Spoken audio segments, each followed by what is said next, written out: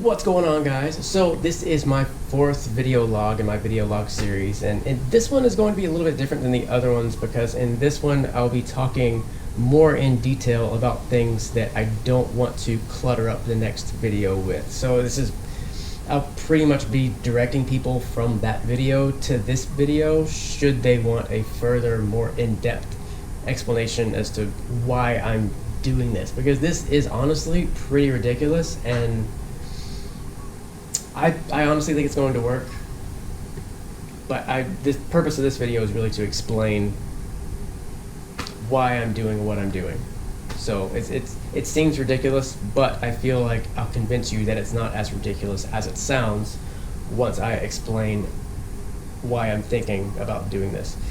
Before I go any further, this should work on every vehicle that has a 1GR engine, because the 1GR came in the Toyota FJ Cruiser, it came in the 4Runners, it came in the Tacomas. They're putting it in the newer Tundras, I believe. I pulled that from Wikipedia.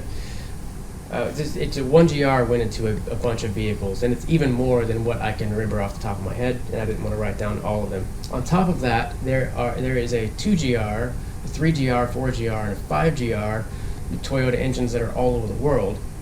They look like they have the same style thermostat housing as the plastic one that is in the FJ Cruiser. So this video should apply to all of those vehicles. Now, with that said,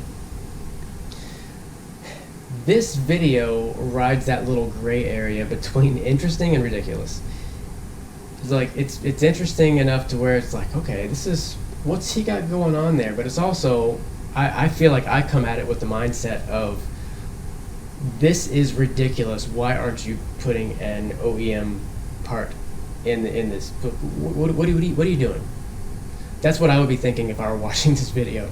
So that's a lot of what I'm going to try to address, is my thoughts of what I would be thinking if I were watching this video. So what is it that I'm doing? I'm attempting to get all the plastic out of my cooling system. Watch my video from 2 months ago, I think. I put an all aluminum radiator in, which is there. It's all nice and shiny. Well, my gimbal just died, so I'm back to holding the camera the way I used to hold a camera in my old videos. If you remember from a couple months ago, I changed out my radiator to an all aluminum radiator, which is there. The reasoning behind that was the factory radiator comes with plastic end caps. Those are known to crack after about 15 years under just normal use. This one hadn't cracked yet, so I just changed it out before my vehicle overheated, because I just didn't want it to overheat. While I was doing that, I discovered that the factory thermostat housing is also plastic. So the thermostat housing, this is plastic. I don't like that. That means that there's a higher risk of it cracking. Now, in Toyota's defense, the plastic that's in the cooling system lasts about as long as a thermostat does anyway, so it almost makes sense from an engineering point of view to make a plastic thermostat housing and make it one piece with the thermostat, which is what they did. It's all one piece. So that kind of makes sense. Thermostat fails about the same time the plastic thermostat housing does, right? So you would be overheating either way, so why not replace the cast aluminum part with a plastic part? It's cheaper. That makes sense. However, I still don't like that. Now what I've done, the problem that I've introduced, and which is why I'm doing this, the CSF radiator, along with most other aftermarket radiators, come with a higher PSI radiator cap.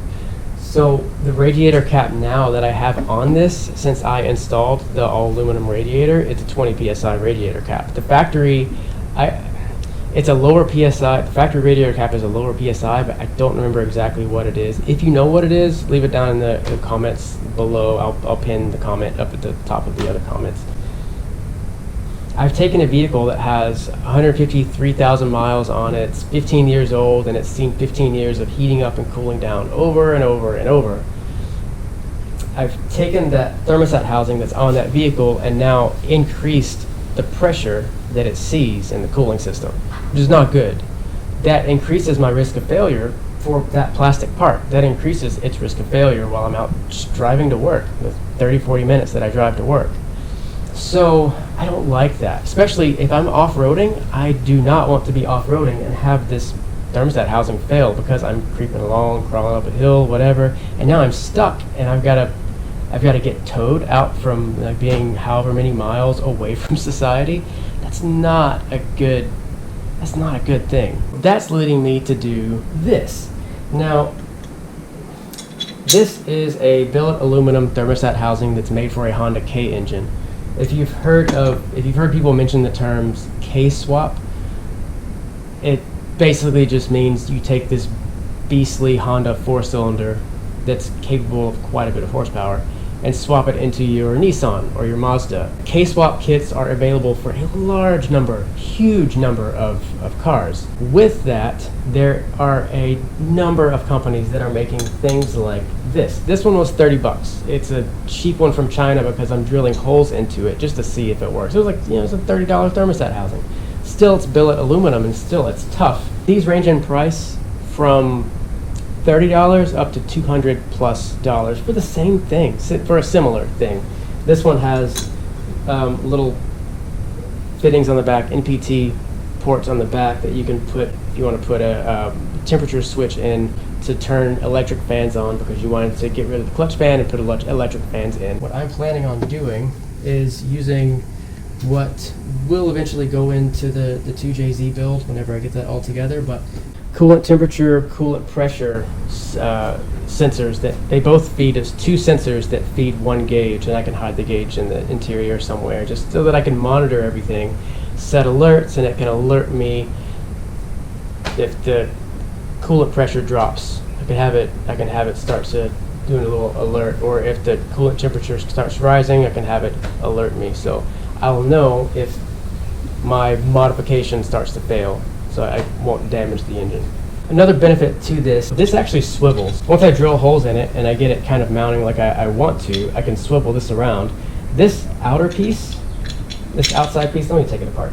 This does not see coolant at all. If it does see coolant, then you've got a problem because this is just a bracket essentially that goes around this and holds this down to where this seals to where the thermostat housing bolts into the engine. As long as this stays sealed and these don't leak, I shouldn't have an issue. Another little problem is this is a 32 millimeter nipple that takes a 32 millimeter inside diameter hose. The FJ Cruiser is 34 millimeter.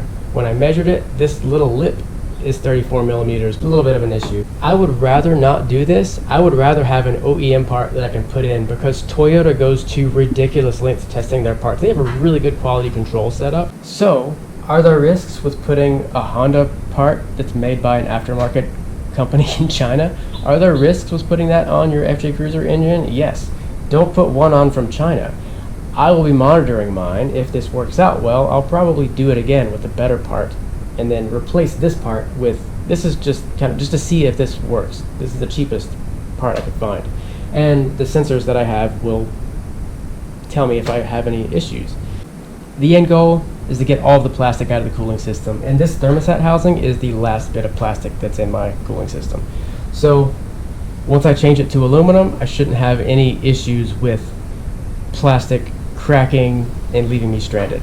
Also, another benefit to that is I can put in a lower threshold thermostat if I want to. If I want to put in a 165 degree thermostat and then go off-roading in the desert, which I don't live anywhere near a desert, I'd have to ship this 2,000 miles just to be close to a desert. But if I wanted to off-road in a desert way in the future and not worry in the back of my mind about that thermostat housing, then I can do that. You're also probably wondering, like, well, why not get a newer thermostat housing that hasn't seen 153,000 miles and then replace your factory OEM one with another factory OEM one? Like, well, I can do that. First, with mentioning this, I wouldn't put a Motorrad one in because I've heard of there's a lot of people that have put in the Motorrad replacement for the thermostat housing and then just had issues with them. Stick with OEM. They're like 40, 50 bucks. It's not, if you're going to replace it, don't put in a Motorrad one. Don't put in any other aftermarket one. Put in the one that Toyota has tested that will see more than 150,000 miles, because that's what this one has seen. I know that Mishimoto makes a thermostat replacement for the FJ Cruiser that's a lower temperature thermostat. I don't know how long their plastic is. Theirs is still plastic. I don't know how long their plastic ones last in the cooling system. And they also make a thing that looks about like this that holds a lower temperature thermostat. So it's basically just a flange like this that comes with longer bolts, and your factory thermostat housing goes on top of that. Like you could take out your thermostat and then put the lower temperature thermostat into it and bolt it up. Really, the best idea would be to have a company make an all aluminum thermostat housing for the FJ Cruiser. So that's probably the best option, but I don't have a CNC machine, so I can't do that. So after this, I gotta see if my gimbal is taking a charge, but I'm gonna start drilling into this, and hopefully this will be a winner. So if you are going to do this and you are going to try to follow what I'm doing, take the necessary precautions, get some way to monitor your coolant pressure and your coolant temperature. Just in case you spring a leak, your coolant pressure gauge can tell you, and if your temperature starts going up, pressure should go up also, but if your temperature starts going up, then you'll have a way to know and protect your vehicle. This is pretty risky, but I honestly think it's going to work, because all I really need to do is keep this sealed on the part that the thermostat housing bolts into, and as long as I can have it evenly pressed down on the three corners that this is going to be drilled into, then yeah, shouldn't be that much of an issue. Anyway, that's it for this. Follow through to the next video. If you're just watching this one for the first time and you haven't watched the other video and bounced back to this one, then follow through to that and then see, because whether I succeed in that video or fail, I am going to video it regardless, just to show, just in case anybody else comes up with the same idea and tries the same thing, I can show, like, hey, this is what I was doing, this is what happened, and this is why it won't work. So either way, that video will be coming next week. So thanks a lot for watching, though. Leave your comments down below. Let me know what you think, positive or negative. It's welcome. If you think I'm an idiot for trying this and you want to mention why you think so, then hey, leave the comments down below. If you think this is a great idea, leave the comments down below. Anyway, thanks a lot for watching my experiment, and God bless you guys.